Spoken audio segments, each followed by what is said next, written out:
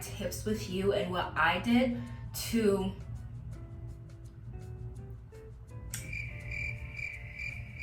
I'm gonna be sharing my tips with you about how I basically grew my hair out in a year.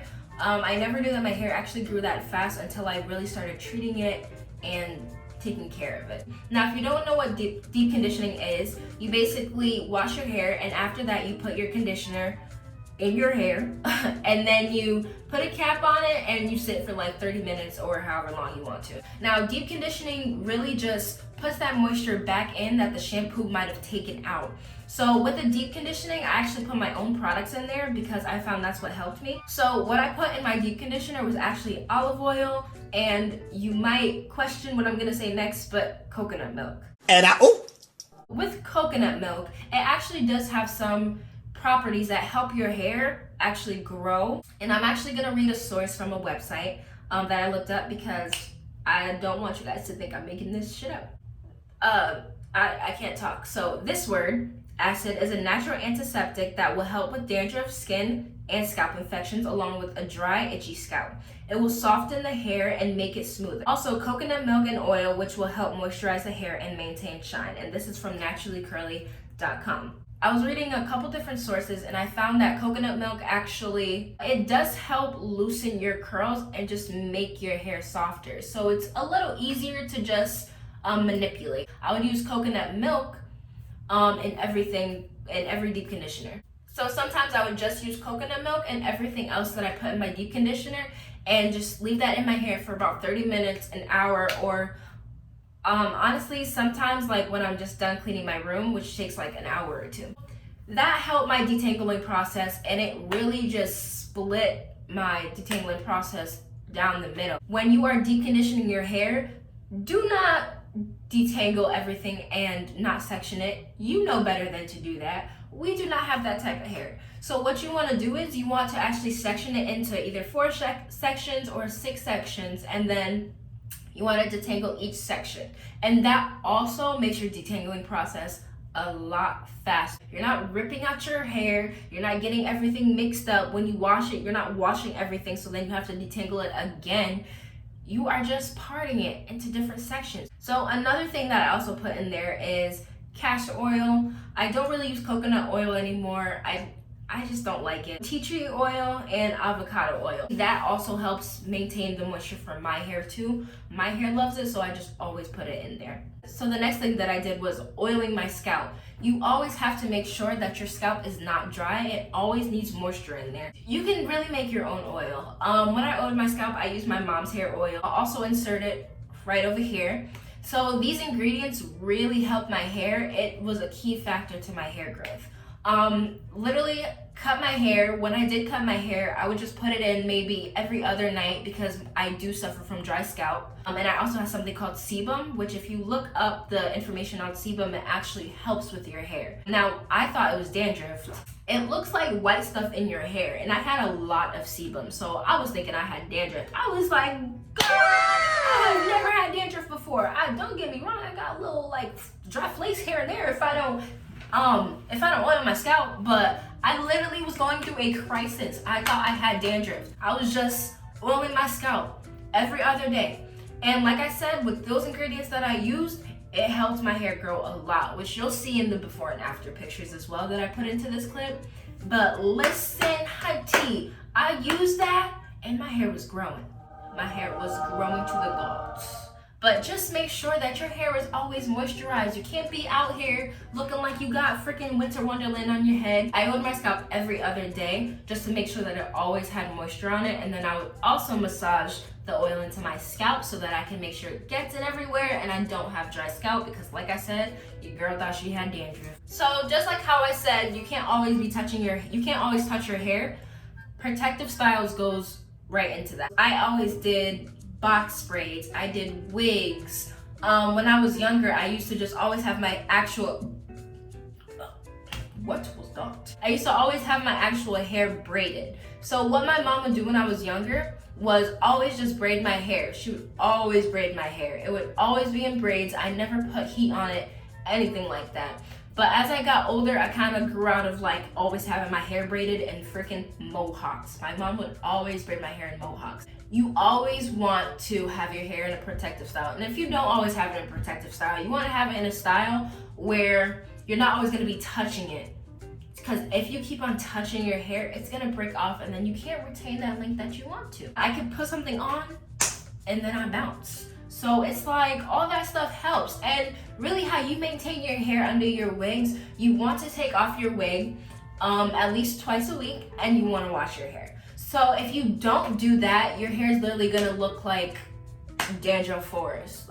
It's gonna look like winter wonderland. It's gonna smell, it's gonna reek, it's gonna stink, and your hair is not gonna be healthy. It's gonna break off. You wanna make sure that when you are getting protective styles that you can still wash it, you can still oil it, you can still try to rebraid your hair, you get your hair done regularly at a hair salon, it doesn't matter. As long as you are maintaining your hair under your protective styles, you are good. Now, I was just talking about preventing breakage, basically not leaving your hair under your wigs too long. Also, to prevent breakage, you want to trim your hair regularly. Now, I used to never like trimming my hair because I was like, listen, Linda, I got too far for you to be taking these scissors and just snipping my length off. So if you think you are about to cut an inch off my hair, you tripping, bro. You tripping. You are not about to take these inches off that I have worked for. I'd rather that. You want to get your hair trimmed and you want to go to someone who actually knows what they are doing. Because, listen, I will put... It just gets me mad every time. A little story time. My mom, she was going to cosmetology school and she needed someone to get their hair done with her as an assignment. She didn't have anybody and I was like, all right, you know what? My hair needs to be trimmed anyways. I need to get it done. I want to see how long my actual hair is because I haven't put heat on it. But my mom was actually having a little bit of trouble trimming my hair just because my hair is so thick and it needed to be done a certain way. So, me being black and having kinky hair, I don't know why. Why? This Caucasian dude decided to come over and help my mom. And I don't even know why my mom let him touch my hair. With that being said, my inches were gone. I had someone who didn't know about ethnic hair come touch my head and my inches were gone. You want to go to someone who knows how to trim your hair. I was literally crying, y'all. And I had to go to school the next day just like that because I didn't have anybody to do my hair. It was like 9 o'clock, 10 o'clock at night. And I had to get up and go like that. And people had the audacity to say my hair looked good. I know my hair doesn't look good, so who are you lying to?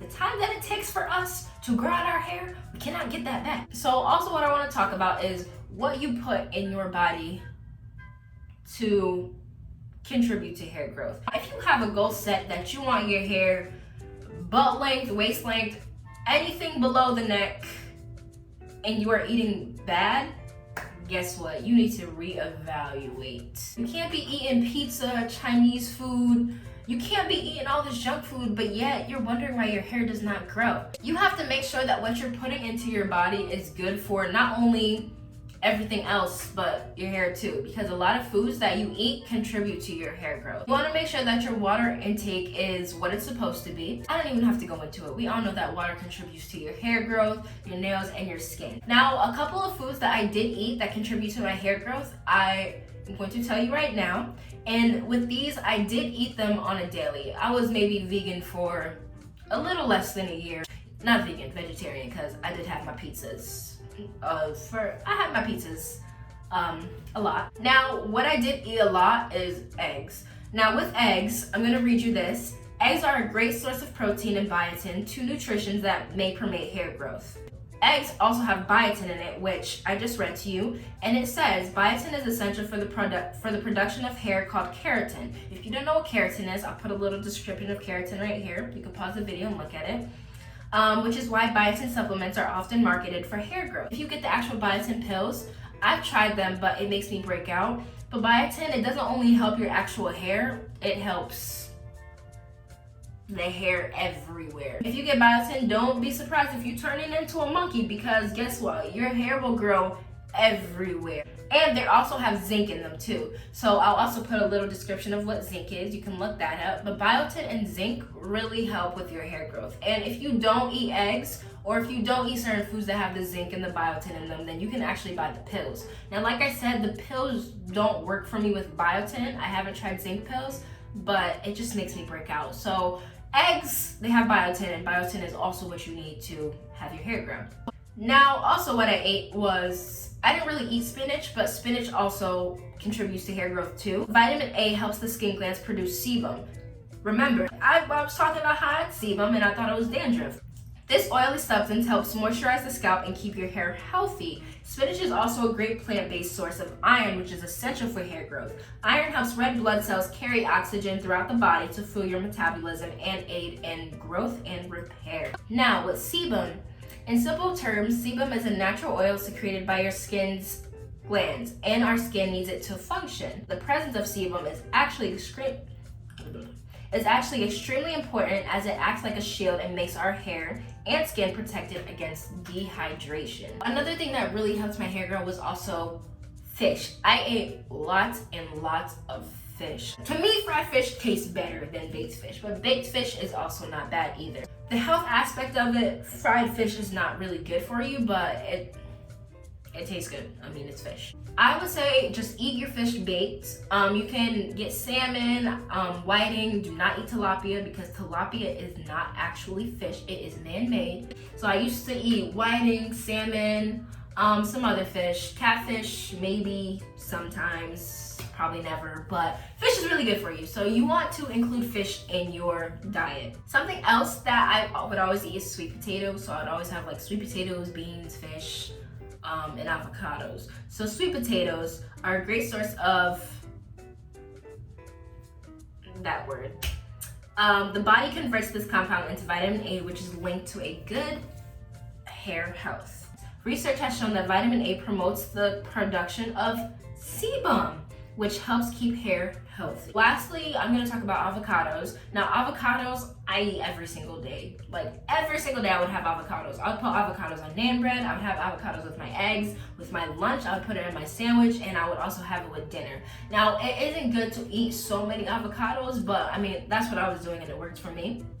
Now, avocados are an excellent source. They have an excellent source of vitamin E, which may promote hair growth. One medium avocado provides 20% of your daily vitamin E needs. So you want to include avocados into your, not diet, because I do not diet, girl. You want to include avocados into your daily life. It doesn't matter if you eat guacamole, avocados regular. It doesn't matter how the avocados are, as long as it's not fried, because I've seen fried avocados. I don't even know where that came from. I might try it though. You just want to sum everything up, you just want to make sure that you're intaking good things into your body. You're not eating all these oily foods it's just gonna affect your hair in the long run. And you're gonna sit there wondering why your hair's not growing. Guess what? It's the stuff that you put into your body too. This was my hair then, when I cut it. Now, not when I cut it at the salon, but I cut this last summer. And this is my hair now, opposed to 3 weeks ago. So that is my hair growth. Now, I'm also gonna try rice water in my hair, and I'm gonna tell you how that works. I've seen a lot of videos on rice water and how it's beneficial to hair growth. So I will be trying that. I'm going to actually challenge myself to use rice water for a week. I'm going to measure my hair from now, and then after I'm actually done with that little challenge for myself, and I'll come back and tell you how it is. But it is known to promote hair growth.